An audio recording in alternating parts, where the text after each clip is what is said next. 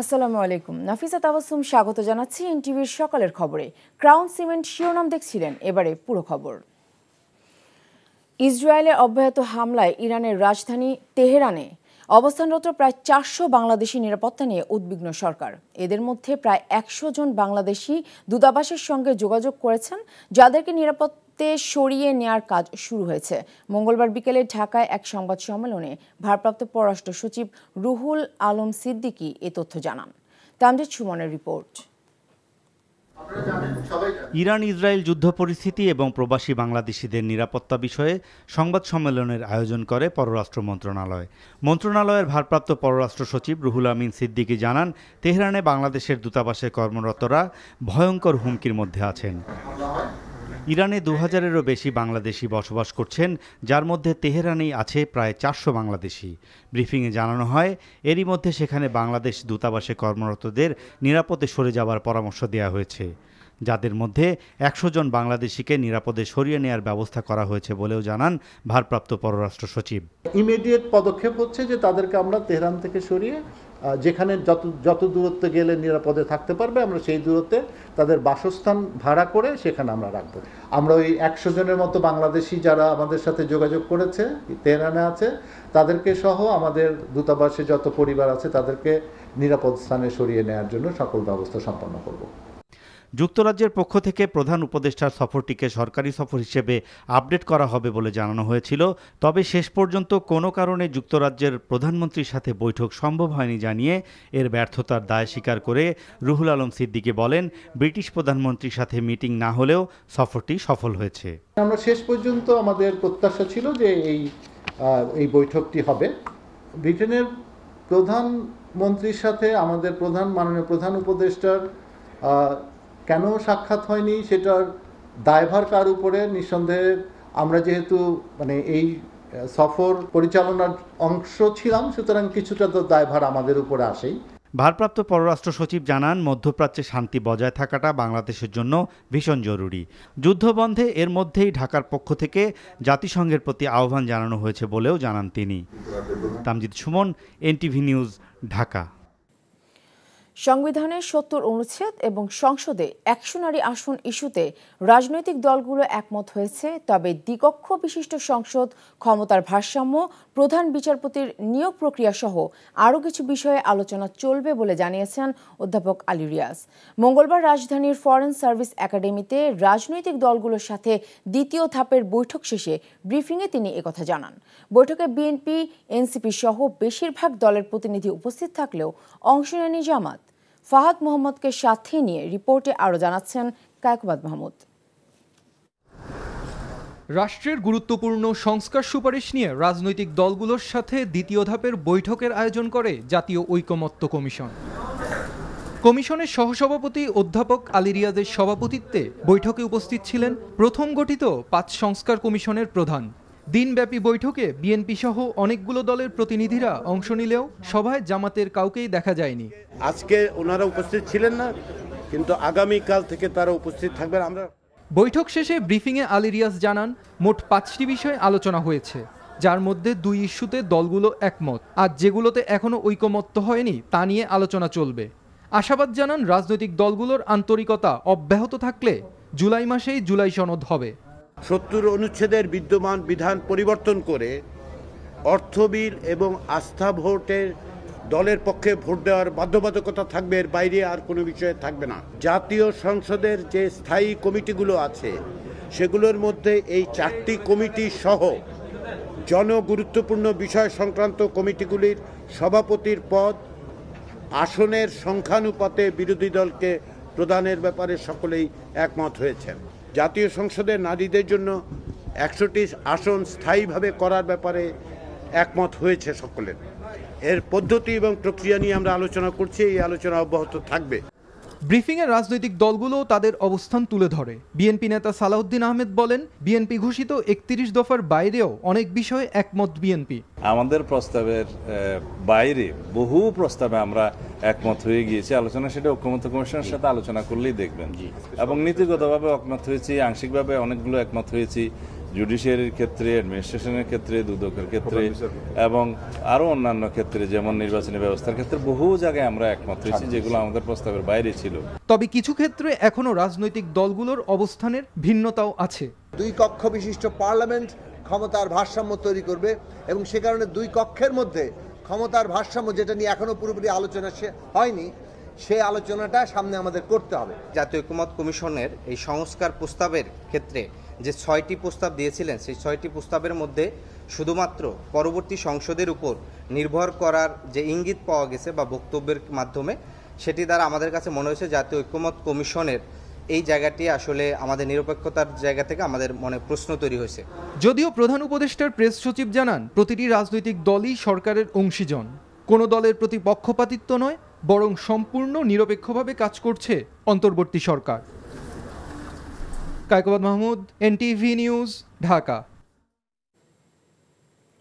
অন্তর্বর্তী সরকার সব রাজনৈতিক দলের সঙ্গে ঘনিষ্ঠভাবে কাজ করছে এবং আগামী মাসে জুলাই সনদ ঘোষণা করা হবে বলে জানিয়েছেন অন্তর্বর্তীকালীন সরকারের প্রধান উপদেষ্টা অধ্যাপক মোহাম্মদ ইউনূস। ঢাকায় নিযুক্ত অস্ট্রেলিয়ার নবনিযুক্ত হাইকমিশনার সুসান রাইল মঙ্গলবার প্রধান উপদেষ্টার সাথে সৌজন্য সাক্ষাৎ করতে গেলে তিনি একথা জানান। প্রধান উপদেষ্টার সরকারি বাসভবন, রাষ্ট্রীয় অতিথি ভবন, যমুনায় সত্ত্ব দায়িত্ব নেওয়া এই হাইকমিশনার ডক্টর ইউনূসের সাথে সাক্ষাৎ করেন। ঢাকায় ভিসা কার্যক্রম পুনরায় চালু করায় অস্ট্রেলিয়াকে ধন্যবাদ জানান প্রধান উপদেষ্টা। এই সাক্ষাতে হাইকমিশনার রাইল জানান, ভিসার আবেদন এখন অনলাইনে জমা দেওয়া যাবে। সাক্ষাৎকালে তারা অন্তর্বর্তী সরকারের চলমান সংস্কার কার্যক্রম, নির্বাচন প্রস্তুতি, দ্বিপাক্ষিক বাণিজ্য সম্প্রসারণ ও রোহিঙ্গা সংকট নিয়ে আলোচনা করেন। আগামী জাতীয় নির্বাচন প্রসঙ্গে অধ্যাপক ইউনূস বলেন, বহু বছর পর জনগণ, বিশেষ করে প্রথমবার ভোটার হওয়া তরুণরা স্বাধীনভাবে ভোট দেওয়ার সুযোগ পাবে। দেশের যে কোনো পরিস্থিতি মোকাবেলার জন্য নির্বাচিত সরকারের বিকল্প নেই বলে মন্তব্য করেছেন বিএনপির স্থায়ী কমিটির সদস্য আমির খসরু মাহমুদ চৌধুরী।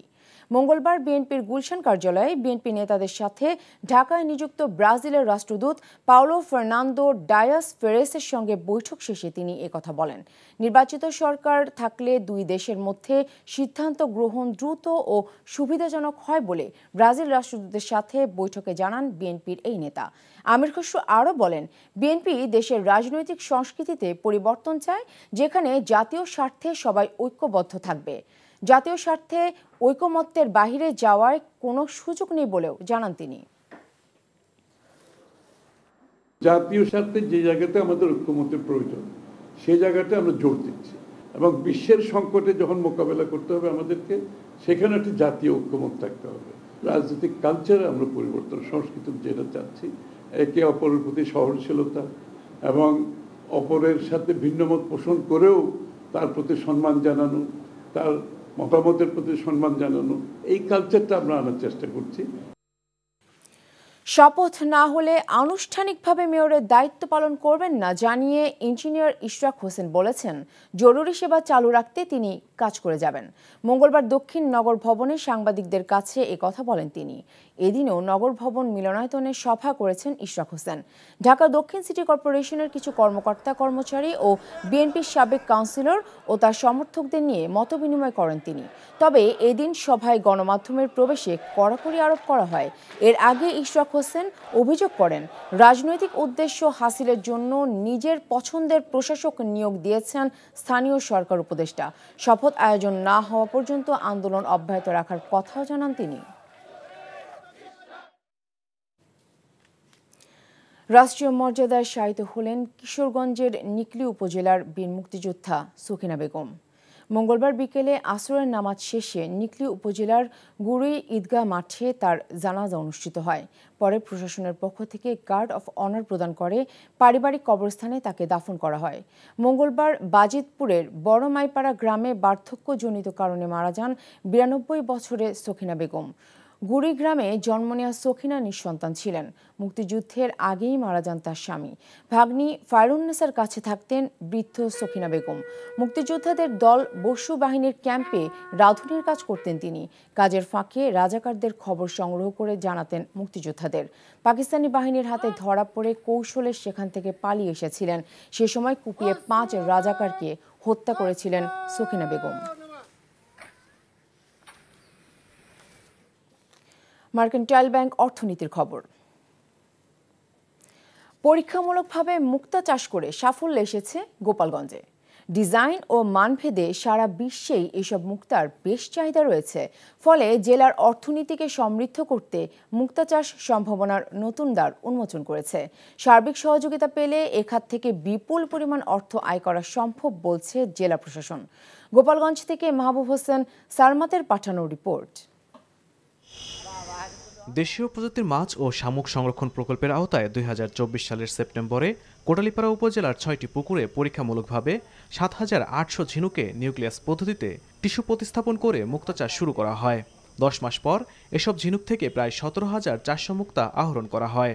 উপজেলা কৃষি বিভাগ বলছে, পুকুরে মাছ চাষের পাশাপাশি ঝিনুকে মুক্তা চাষ করা যায়, দিতে হয় না বাড়তি খাবার, তাই লাভজনক হচ্ছে এই চাষাবাদ। তবে বাজারে প্রচলিত মুক্তার আকার থেকে এগুলো অনেকটাই ভিন্ন। মুক্তা চাষ সহজলভ্য হওয়ায় এই চাষে আগ্রহ বাড়ছে স্থানীয়দের। মাছের সাথে সাথে ঝিনুক চাষ করা যায়, মাছের খাবার দেওয়া লাগে, ঝিনুকের জন্য কোনো বাড়তি খাবার দেওয়া লাগে না। চাষ দেখা পরে ওইগুলা থেকে অলংকার কিভাবে তৈরি হয় সেটা শেখার জন্য আমি প্রশিক্ষণের জন্য যাচ্ছি। গহনা তৈরির যেগুলো পদ্ধতি আছে ওগুলো আমি জানতে চাই এবং ভবিষ্যতে এটা নিয়ে অনেক ভালো কিছু করতে চাই। ঝিনুকে মুক্তা চাষ সম্প্রসারণে প্রশিক্ষণ দেওয়া হচ্ছে বলে জানিয়েছে উপজেলা মৎস্য বিভাগ। আর এই চাষে সার্বিক সহযোগিতার আশ্বাস জেলা প্রশাসনের।